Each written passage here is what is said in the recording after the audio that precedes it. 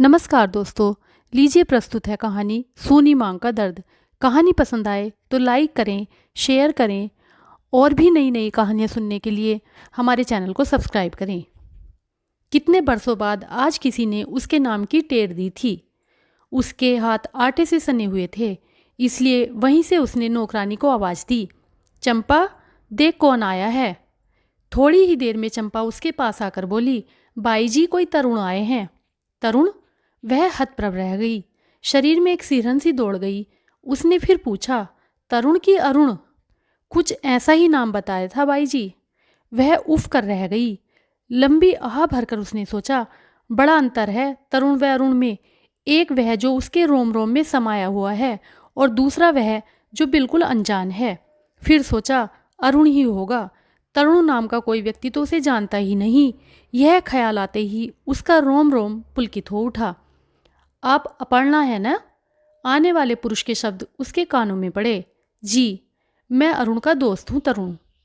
मन में तो उसके आया, कह दे कि तुमने ऐसा नाम क्यों रखा जिससे अरुण का भ्रम हो, लेकिन प्रत्यक्ष में होठों पर मुस्कुराहट बिखेरते हुए बोली, आइए अंदर बैठिए, चाय तो लेंगे।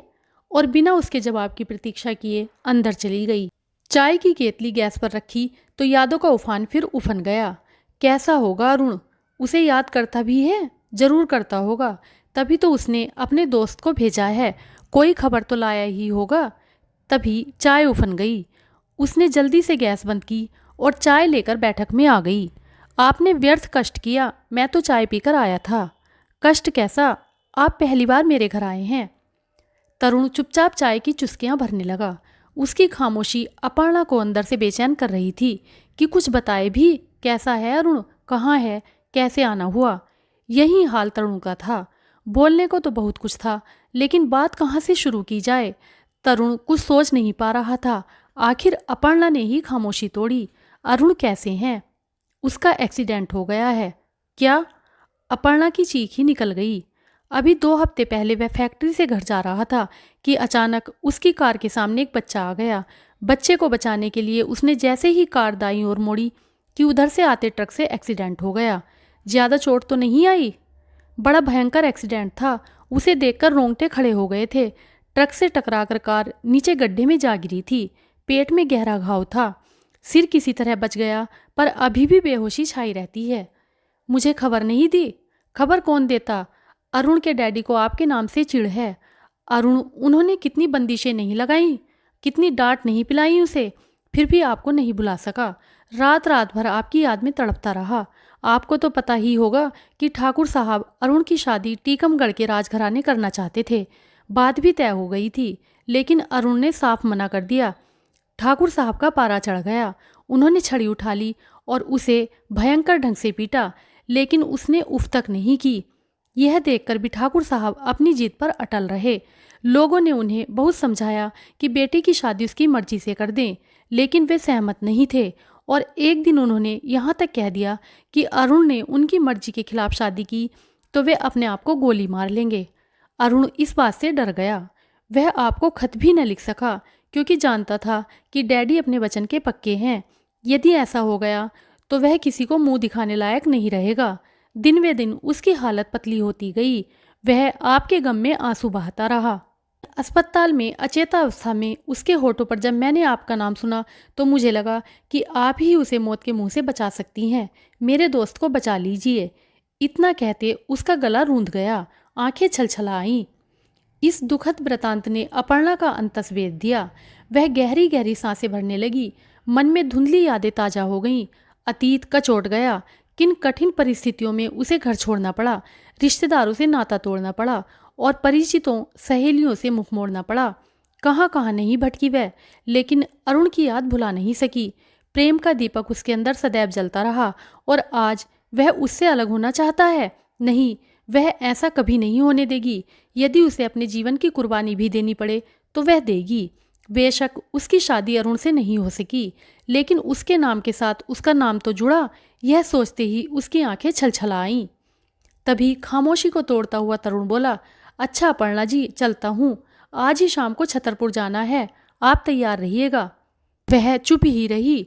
हाँ या ना उसके मुख से नहीं निकल सका और तरुण हवा के तेज झोंके से बाहर निकल गया। अतीत की परछाइयों ने फिर उसे समेट लिया। एक एक लम्हा उसे कुरेदता गया। कॉलेज के दिनों में उसका नाम अरुण के साथ जुड़ा था। अरुण उसकी कक्षा का मेधावी छात्र था। दोनों की सीट पास पास थी, इसलिए उनमें अक्सर किसी विषय पर बहस हो जाया करती थी। अरुण के तर्क इतने सटीक होते थे कि वह परास्त हो जाती। हार की पीड़ा उसके अंदर छटपटाती रहती। वह पूरी कोशिश कर मंजे तर्क उसके सामने रखती, लेकिन वह उतनी ही कुशलता से उसके तर्क काट देता। तर्क वितर्क का यह सिलसिला प्रेम में परिणित हो गया। दोनों घंटों बातों में मशगूल रहते और अपने प्रेम के इंद्रधनुषी फूल बनाते। कॉलेज के कैंपस से लेकर चौक चौराहों तक यह जोड़ी चर्चित हो गई। अपर्णा के पिता हरिशंकर उपाध्याय धार्मिक विचारों के थे। वे अध्यापक थे। उनके एक ही संतान थी अपर्णा, और उसे वह उच्च से उच्च शिक्षा दिलाना चाहते थे, लेकिन बेटी के जमाने के साथ बदलते रंगों ने उन्हें तोड़कर रख दिया। उन्होंने अपर्णा को समझाते हुए कहा, बेटी अपनी सीमा में रहो, जैसे इस परिवार की लड़कियां रही हैं। तुम्हारा इस तरह ठाकुर के लड़के के साथ घूमना मुझे बिल्कुल पसंद नहीं है। पिताजी, मैं उससे शादी करना चाहती हूँ, अपर्णा ने जवाब दिया। चुप नादान, तेरा रिश्ता उससे कैसे हो सकता है? वह क्षत्रिय है, हम ब्राह्मण हैं। लेकिन पिताजी, वह मुझसे शादी करने को तैयार है। उसके मनाने से क्या होगा? जब तक कि उसके परिवार वाले न माने। वह बहुत बड़े आदमी हैं बेटी, उन्हें यह रिश्ता कभी मंजूर नहीं होगा। तब हम कोर्ट में शादी कर लेंगे। चुप बेशर्म, वह गुस्से से आग बबूला हो गए। जा, चली जा मेरी आंखों के सामने से, वरना। यही हाल अरुण का था। जब उसके डैडी सूर्यभान सिंह को इस बात का पता चला तो वे क्रोध से पागल हो गए। यह उनके लिए बर्दाश्त से बाहर था कि उनका लड़का एक मामूली पंडित की लड़की से प्यार करे। उन्होंने पहले अरुण को बहुत समझाया, लेकिन जब उनकी बात का उस पर कुछ असर नहीं हुआ तो उन्होंने दूसरा गंभीर उपाय सोचा। वह सीधे हरिशंकर उपाध्याय के पास पहुंचे, जो उस समय बरामदे में बैठे स्कूल का कुछ काम कर रहे थे। ठाकुर साहब को देखते ही वह हाथ जोड़कर खड़े हो गए। हाँ तो पंडित हरिशंकर, यह मैं क्या सुन रहा हूँ? अपनी जोरदार आवाज में ठाकुर साहब ने कहा। बहुत ख्वाब देखने लगे हो तुम? जी ठाकुर साहब, मैं समझा नहीं। अच्छा, तो तुम्हें यह भी बताना पड़ेगा। जिस बात को पूरा कस्बा जानता है उससे तू कैसे अनजान है? देखो पंडित, अपनी लड़की को समझाओ कि वह मेरे बेटे से मिलना छोड़ दे, वरना मैं तुम बाप बेटी का वह हाल करूंगा जिसकी तुम कल्पना भी नहीं कर सकते हो। ठाकुर साहब, यह क्या कह रहे हैं आप? मैं आज ही उसकी खबर लेता हूँ, माफ़ करें। ठाकुर साहब के कड़े प्रतिबंध के बाद भी अरुण अपर्णा से छुटपुट मुलाकात करने में सफल हो जाता, जिसकी भनक किसी न किसी तरह ठाकुर सूर्यभान को लग ही जाती और वे गुस्से में भिन भिना उठते। उन्होंने दूसरा उपाय सोचा, क्यों न हरिशंकर का तबादला छतरपुर से कहीं और करा दिया जाए, और यह कार्य वहां के विधायक से कह कर करवा दिया। इधर पंडित हरिशंकर घबरा गए थे। तबादले का जैसे ही उन्हें आदेश मिला, फौरन छतरपुर छोड़ दिया। दतिया आ गए। अपर्णा को भी पिताजी के साथ आना पड़ा। वह दिन अपर्णा के जीवन का सबसे बोझिल दिन था। जब बिना अरुण से मिले उसे दतिया आना पड़ा। जुदाई के 100 तीर उसके दिल में चुभ गए थे। अरुण का घर से निकलना बंद था। वह जाते जाते एक बार मिल लेना चाहती थी, लेकिन उसकी हर कोशिश नाकाम हुई। एक यही दुख उसे लगातार पूरी यात्रा सालता रहा। पिताजी के साथ अपर्णा चली तो आई, लेकिन अरुण को भुला न सकी। दतिया आए अब 1 साल हो गया था। उस दौरान अरुण की उसे कोई खबर नहीं मिली। पढ़ाई भी उसकी बंद हो गई थी। पिताजी को उसकी शादी करने की जल्दी थी। मास्टर हरिशंकर ने एक अच्छा घर देखकर अपर्णा की सगाई बिना उससे पूछे ही कर दी। यह पता चलते ही उसने शादी करने से इनकार कर दिया कि वह शादी करेगी तो सिर्फ अरुण से। यह सुनकर पिताजी उस पर बरस पड़े। तेरी ही वजह से मुझे छतरपुर छोड़कर दतिया आना पड़ा है, फिर भी तू अरुण के नाम की माला जप रही है। कितना सताएगी मुझे। भला इसी में है कि तू घर छोड़कर कहीं निकल जा। ऐसा मत कहिए पिताजी, अपर्णा गिड़गिड़ा पड़ी। समझने की कोशिश कीजिए। मुझे कुछ नहीं समझना। अगर तू यहाँ से नहीं जाएगी तो मैं ही चला जाता हूँ। ले, रह ले तू यहाँ। आखिर दिल के हाथों मजबूर होकर अपर्णा ने वह घर त्याग दिया और अपनी सहेली नीता के पास भिंड चली आई।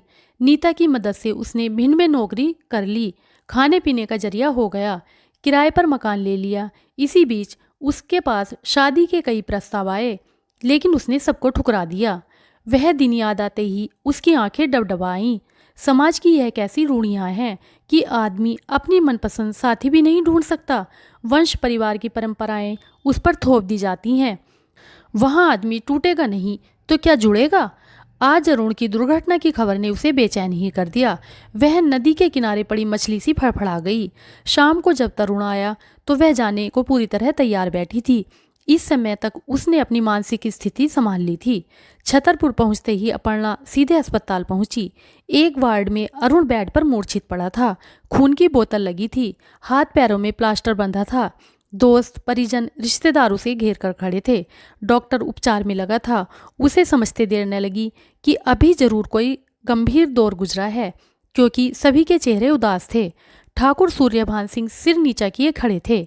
यद्यपि वह एक नज़र उस पर डाल चुके थे, आज उसे उनसे डर नहीं लगा था।